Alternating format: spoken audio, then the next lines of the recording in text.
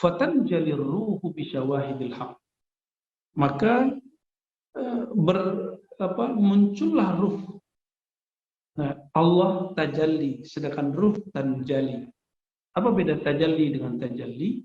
Tajalli dari Allah zat yang qadim kepada makhluk yang hadis yang baru.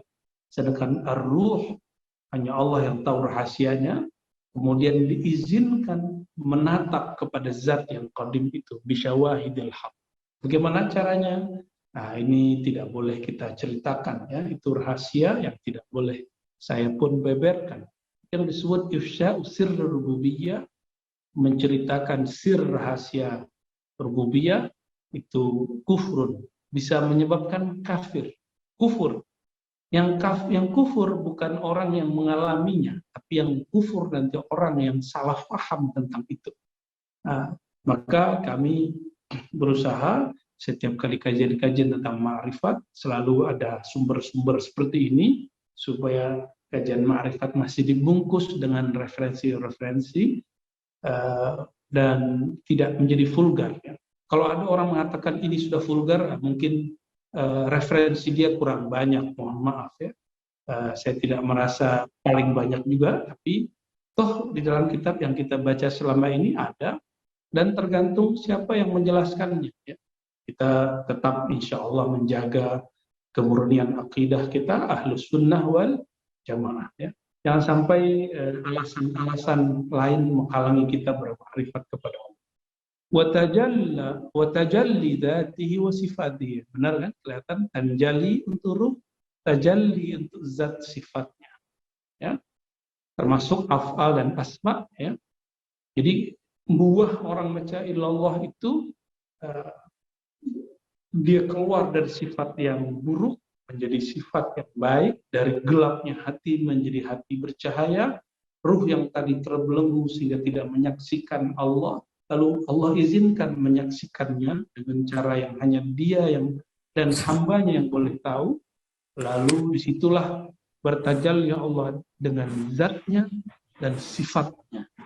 Kenapa tidak disebut asma dan afal? Asma dan afal itu bagi beliau ini masih standar. Tapi jika disebut tajalli zat dan sifat, ini sudah masuk kepada bab yang ahlul mahabbah wal ma'rifah, ya, ahli mahabbah dan ma'rifah. Wa asyaraqat ardun nafsi bi nuri rabbiha. Maka ranah jiwa yang tadinya gelap dengan keinginan-keinginan syahwat hewani, dia menjadi bercahaya dengan nur Allah. Wazalat anha zulumasi fi sifatiha, ya, dan hilanglah darinya jiwa zulumatul sifatiha, kegelapan sifat-sifat nafsiyah, marah, lawama, ya, mulhama, dan menjadi mutmainnah. Itulah makna ayat surat Ibrahim, mati sebelum mati, kiamat sebelum kiamat, berganti bumi sebelum bumi berganti.